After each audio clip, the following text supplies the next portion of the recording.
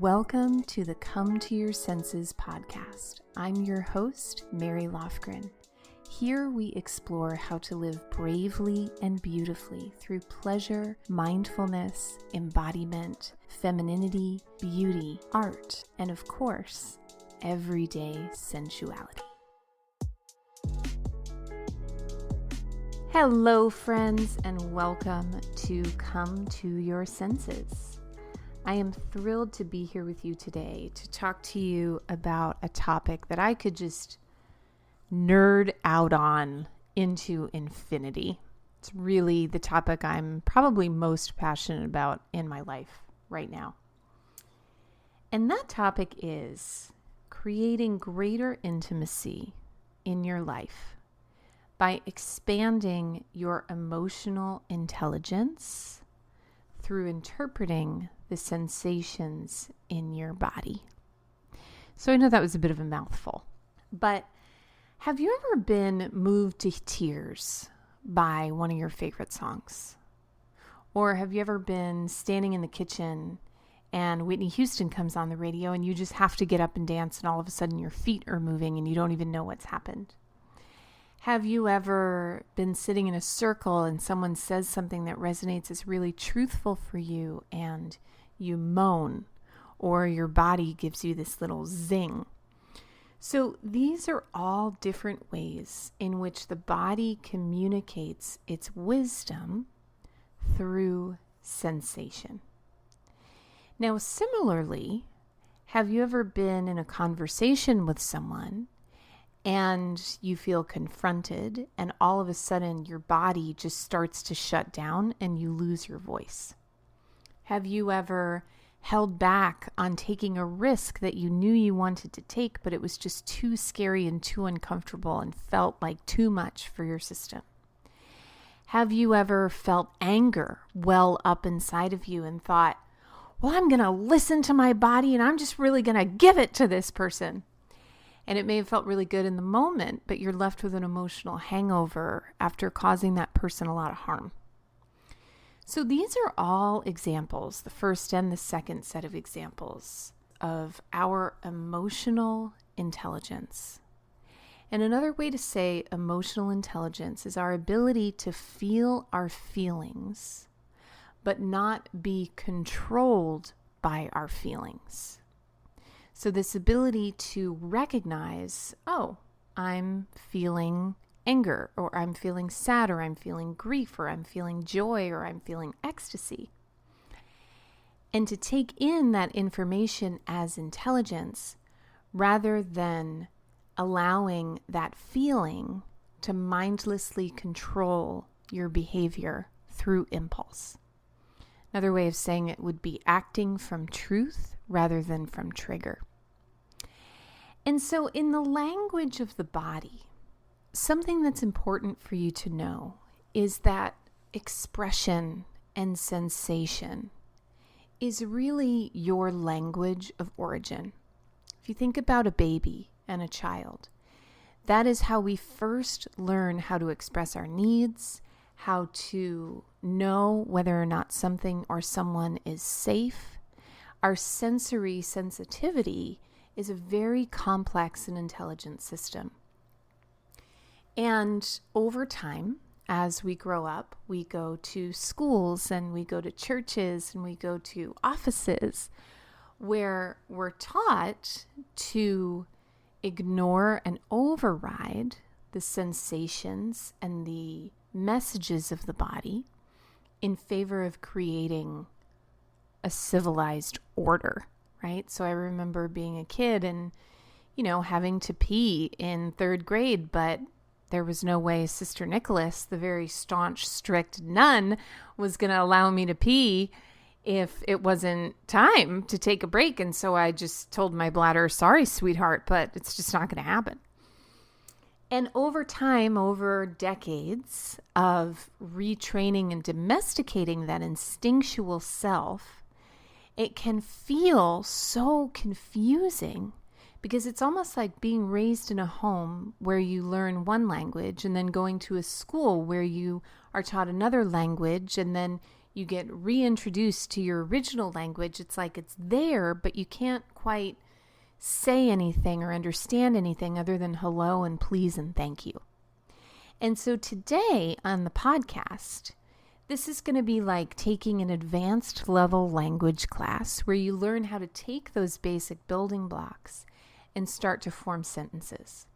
I'm going to share ways that you can begin to create a rapport with the sensations of your body to better understand what they're trying to express, so you can have better intimacy with yourself, better intimacy with your relationships, make more empowered choices in your life based on your truth rather than your triggers, and have less of a tendency to act from your adorable, darling, self-preserving ego, and more of a tendency to act from what some might call the spirit or the higher self or the soul.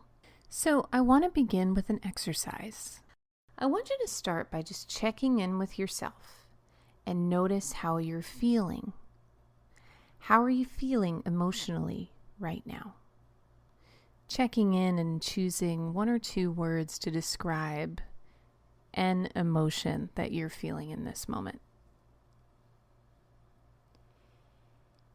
And then taking it a level deeper and asking yourself the question, how do I know that's what I'm feeling?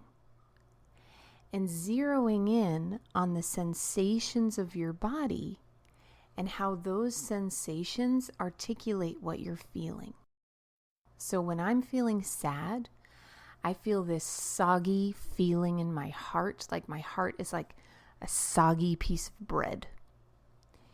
When I'm feeling depressed, I feel like there's a dense gray rain cloud that's just sitting on top of me all the time.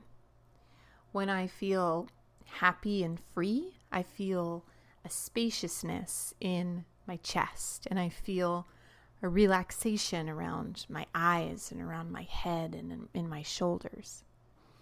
And so this is one good example of the way that how our system articulates emotion is through sensation.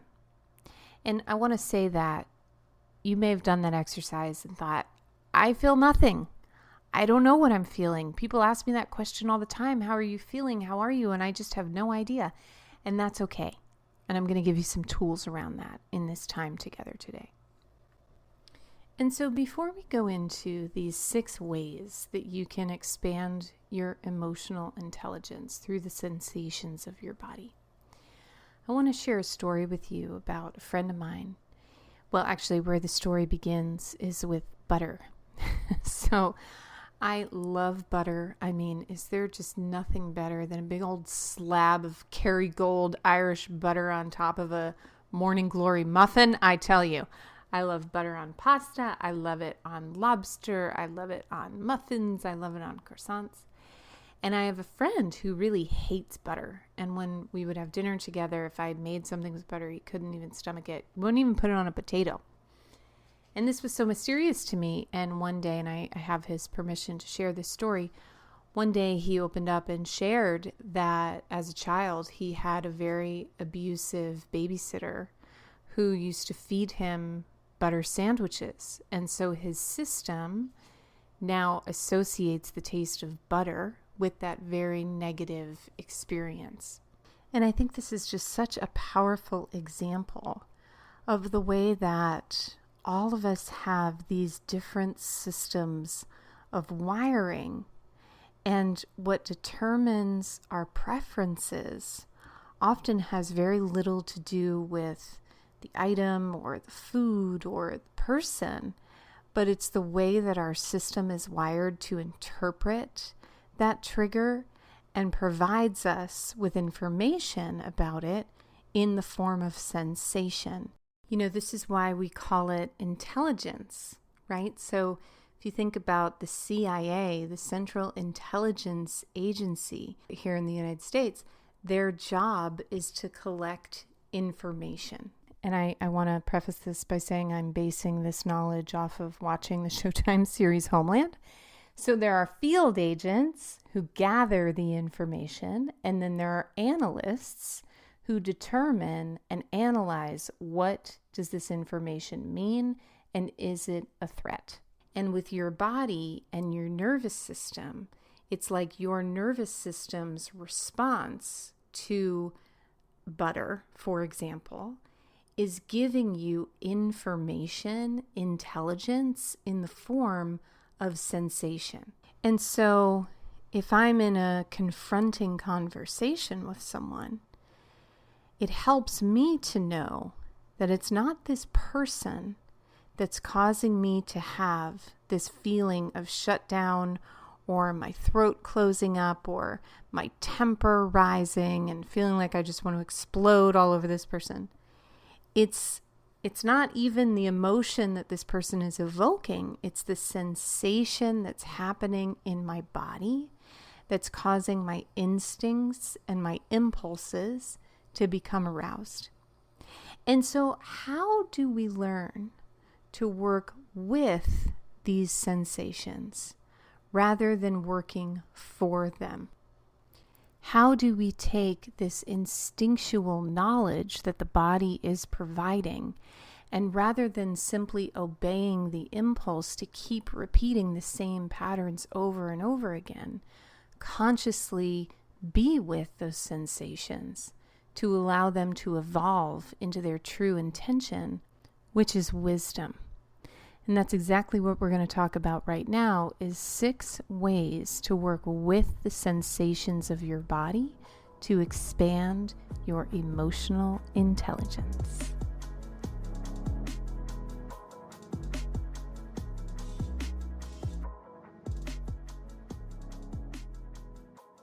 So, number 1 is a mantra that I recommend adopting when you are interfacing with emotions, when you are in difficult conversations, facing a difficult life choice. And that is curiosity over criticism. Curiosity over criticism is a way of communicating with others or with the self in a way that possesses a neutral charge. So, for example, criticism, whether it's good or bad, depending on the situation, we have movie critics and theater critics for a reason. They serve a purpose. Criticism contains a heavy charge. So if we were looking at this on a scientific level, anything you place in the presence of something that contains a strong charge, that thing will either defend itself against what you've placed it inside of, or it will adapt to meet the needs of that stronger charged thing. Very scientific term there. Same thing goes for the positive, and if you've ever had someone, I play this game with my mom a lot, where I ask her opinion on something, and if she tries to convince me to do it, I'm like, well, no, I don't know. But if she's telling me not to do it, I'm like, Mom, this is why I should do it. It's this funny game of push-pull. Curiosity, on the other hand, is neutral. Curiosity contains a neutral charge. And so whatever you place inside the container of curiosity is not going to conform, adapt, or defend. It's simply going to become more of what it truly is. Curiosity takes the more Robert Redford, Kristen Scott Thomas in The Horse Whisperer approach. If you haven't seen that movie, it's one of my favorite movies. And in that movie, they take, this isn't really a spoiler alert, but maybe if you are super sensitive to spoilers, they take a very traumatized horse who's seen a number of different therapists to try to get him back to baseline. Nobody can do it. So they bring him to Robert Redford's character in the plains of Montana. And he works with the horse. And the way that he works with the horse is he just enters the ring with the horse and gets him to trust him. Doesn't put him on a lead line. doesn't do anything until that horse becomes curious about the trainer rather than the trainer trying to dominate. The horse begins to trust the trainer and become curious about the trainer, and therefore they have a working relationship. And similarly, as humans, we have this very unique ability and opportunity to bring the sacred, curious witness on board when it comes to our emotions. So when my dog Winnie is feeling jealous of another dog, if I'm petting another dog, she doesn't have that filter of self-curiosity to say, okay, Winnie, you're feeling jealous right now. Let's stay over here and work with it. She just runs over and shoves her own head underneath my hand to cope with that feeling and the emotion that she's feeling. As human beings, we have this really unique, almost superpower of being able to witness sensation and emotion and watch it rather than become possessed by it. Now, this is a skill. This is not a default ability. This is something that definitely needs to be honed over time. And as I share some of these other tools with you, encoded in these tools are ways that you can bring that sacred witness on board. But I'll just say that one of the most powerful ways that I know of to bring that witness on board is to just pause and say, hang on, I just need to check in with myself. I do this a lot when I'm teaching or when I'm doing a group coaching session. If I notice that my mind is moving faster than my heart, hang on, I just need to take a pause. I just need to check in with myself. And I do a scan.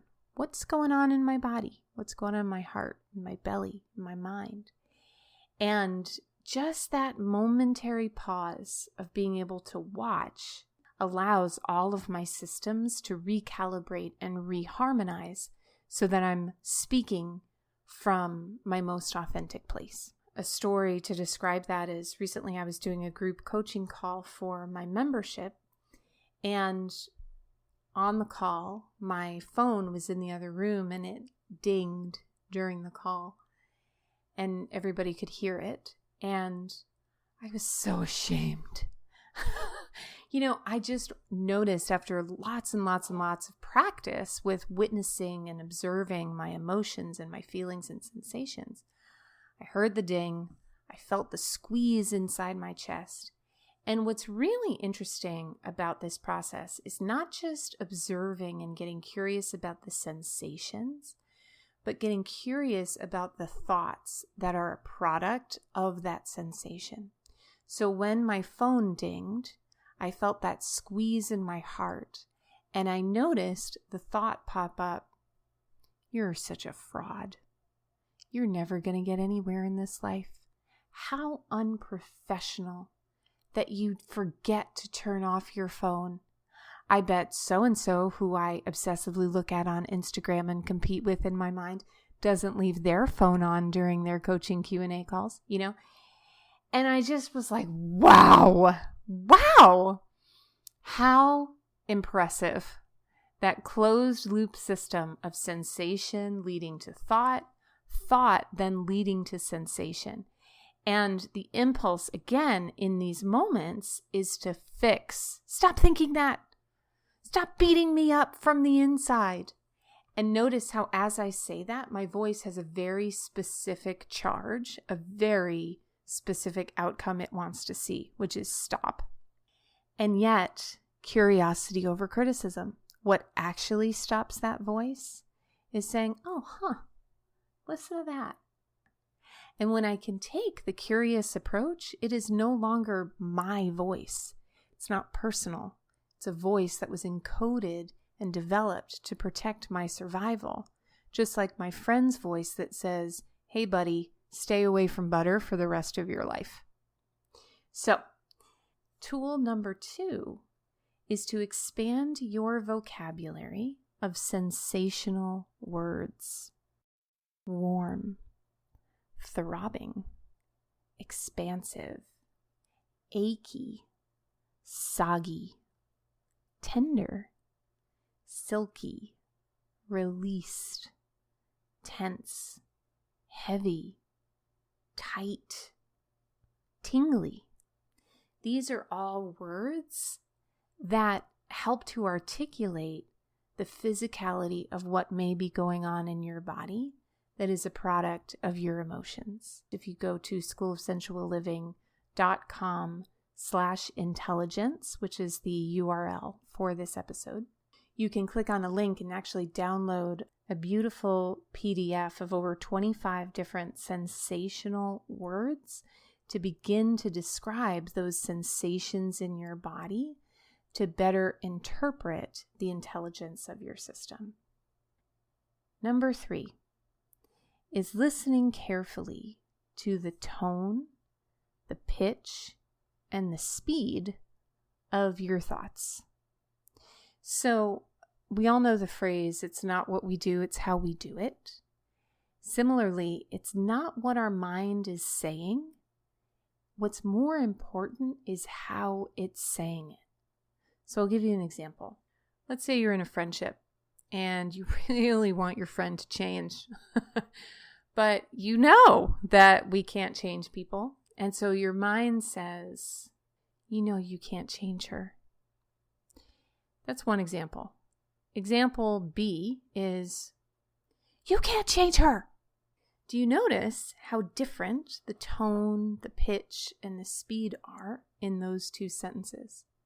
And how the first is most likely coming from what some might call my higher self, my wisdom body, the part of me that knows what I can change and what I can't, and has a curious, compassionate understanding of that information.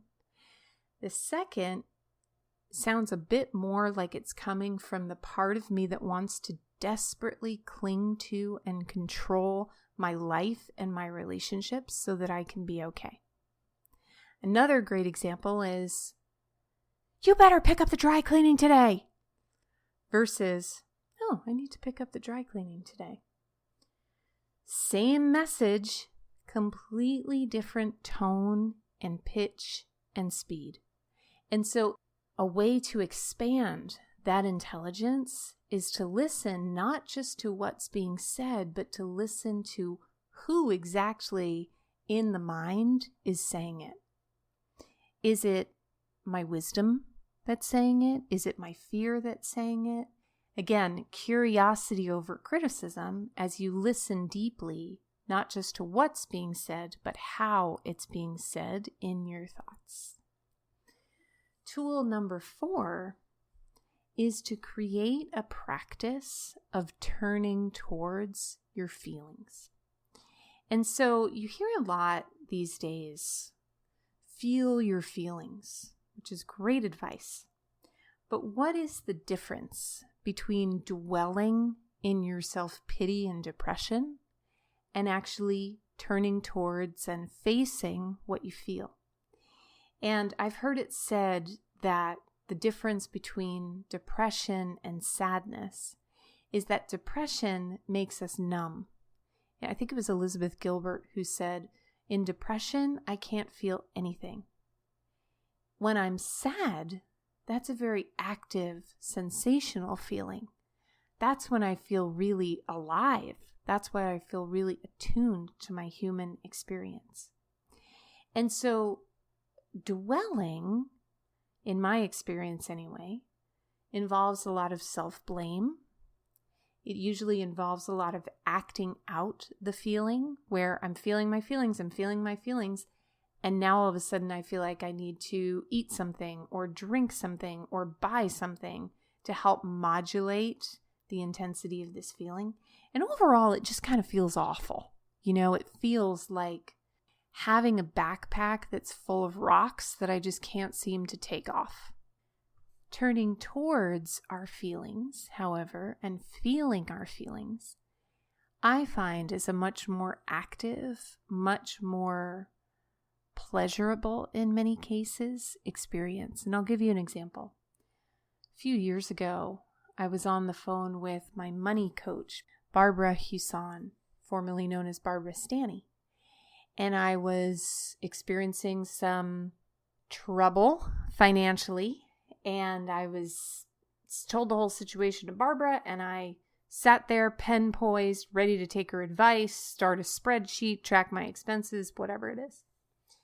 And Barbara is one of the wisest people I know and one of the best listeners that I know. And she said to me, Mary, if you want to start your spreadsheet, you go right ahead. But I want you to know that when I listen to you, I don't hear money problems. What I hear is a lot of unfelt pain. Ouch. I was confounded. I wanted a mathematical solution to my problem. I wanted steps. I was ready. And her instruction was to grab a chair and put it next to the window. And when I feel uncomfortable feelings, to just go sit in that chair, look out the window, and feel. And I think I probably, maybe threw my pen and book across the room or something like that. And it took me several weeks to take her advice. And I kept running into the same problems around money, wouldn't you know? And one night, as I felt this pain that I had been numbing through spending brush its tentacles against my skin, I said, okay. And I sat down and I set a timer for 10 minutes and I felt what I had been running from. And at first, it felt like my mind was a passenger on the Titanic, desperately scrambling to get into a lifeboat and escape this situation. But as I allowed the timer to count down and just stayed with the feeling, this liquid sense of calm settled over my body because I could finally put down the effort of running. I had no idea that 90% of the exhaustion that I felt around that pain had nothing to do with the pain itself. It had to do with the running. And so my experience of feeling my feelings is that even though it can be extremely uncomfortable, there's always a relief, a liquid calm that comes when I can just finally stop running. And so some practices that I do around feeling my feelings are setting a timer for 10 minutes and just going to sit here and I'm going to feel. And I'm going to bring curiosity on board and I'm just going to allow these sensations and these feelings to come through. And I will say that whenever I do that, there is always wisdom when I stand up. Even if it's just a kernel of wisdom, there's always some wisdom that's revealed. Another thing that I'll do is I'll turn on a song that feels like the feeling that I have inside. So it doesn't really matter what the lyrics are. It doesn't matter what the artist is. If it feels like that feeling inside, I turn it on and I just allow my body to move and to respond. That exercise is inspired by Koya, which is a movement class that I practice that has taught me so much about my feelings and my sensuality and my body. The third is creating a container where you can feel your feelings and open the container lid and also close the container lid when you're done. So I learned this from my therapist that when it comes to feeling your feelings, a lot of times, there's a very good reason why we run from uncomfortable feelings. And if you sit and feel your feelings for 5 or 10 minutes, and then you try to go on about your day and you're feeling some really intense grief, well, that can really mess with your whole day. And so something that I do is I will set a timer and I'll say, okay, grief, you and me. And maybe I will make art during those 10 minutes to articulate what I'm feeling. Maybe I'll turn on a song and move. Maybe I'll just sit and feel. And then after that 10 minutes, I have a visualization of a canister where I'm taking the grief or the sadness or the discomfort, whatever it is, put it inside that cylinder. I imagine the lid being placed on it, and I say, okay, our next date is in 6 hours, or our next date is in 24 hours from now. And then as I go on about my day, even if those intrusive feelings of grief come in, because I know that there's a predetermined time in the future in which I'm going to set aside time to feel it no matter what's going on, the grief is less likely to pull at the hem of my skirt and constantly need my attention. That was something that I really practiced after my dad passed away in a very sudden bicycle accident. And so these first 4 tools were a little more geared towards uncomfortable sensations and emotions. And these last 2 tools are going to be tools to help distill and expand positive feelings and emotions. And so the 5th tool is to begin to keep a journal of what makes your body zing. And not just when do we zing on what we like, but when do we zing on what breaks our heart. So I zing every time I see police brutality. I also zing every time I read about transformative justice and reparations. Those things strike me as truthful and good. And paying attention to that sensation of zing or yes or no is a way to, again, find out who you really are beneath what you've been groomed to believe. And I'm not a big vision boarder. I find them kind of annoying, but I do love using art and imagery to affect a change in my life. And one exercise that really helped me had to do with a vision board. When I was working in corporate America and really depressed, like dangerously depressed, and didn't know what my next move was, one of the things that gave me really powerful direction as to what to do next was creating a vision board of women who I admired, who had that thing that I wanted. So what I saw in each of these women was a level of freedom and creative expression that I felt like was being systematically drained out of my body every time I went into my office. And so I created this vision board with images of all of them all over the vision board. And the word that resonated as the common trait among them was boldness. And I typed on my computer the word bold in the most giant font that I could create. And I printed it out in purple. And I just put right in the center of that vision board, bold, with an exclamation point.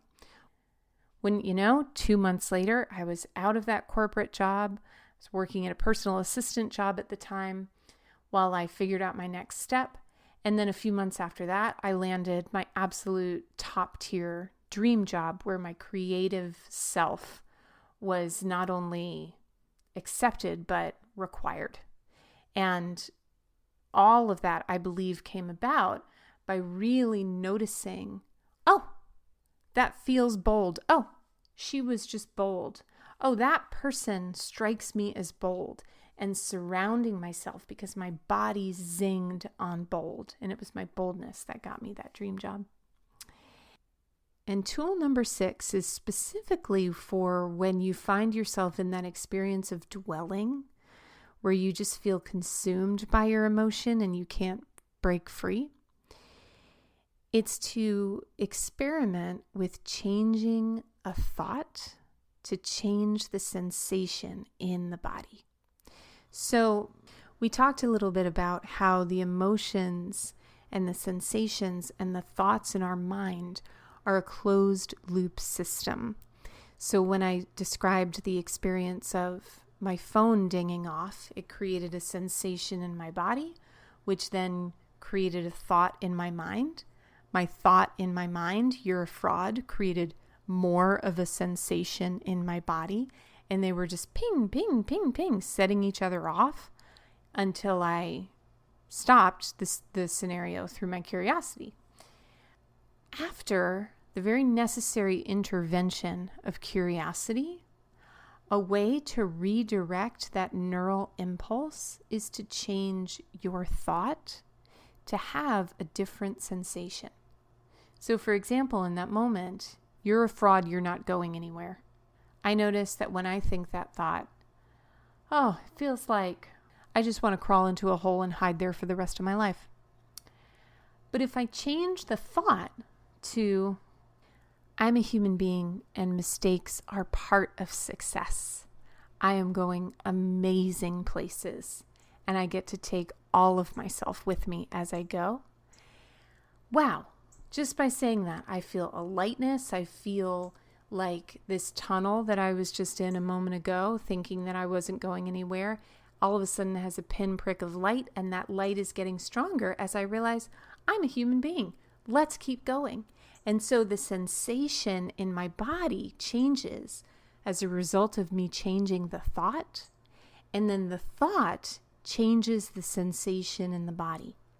Now, an important thing to know about all of this is that the origin point for being able to change the thought is curiosity.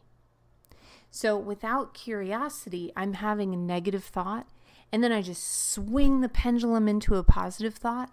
My system probably isn't really going to believe that positive thought because it's been such a fast and rapid shift.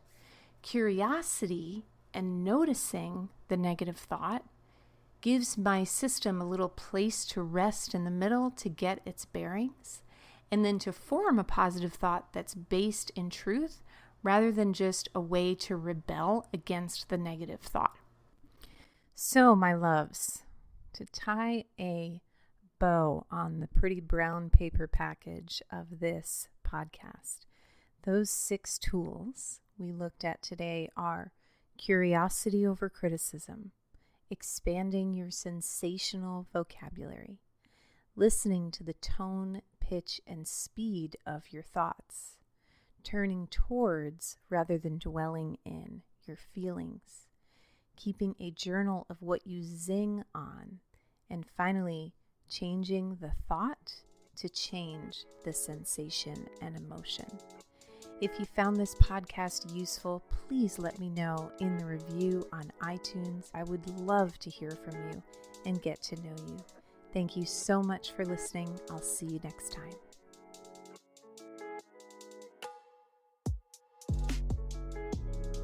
For more tools, inspiration, and community in the art of sensual living, head over to schoolofsensualliving.com.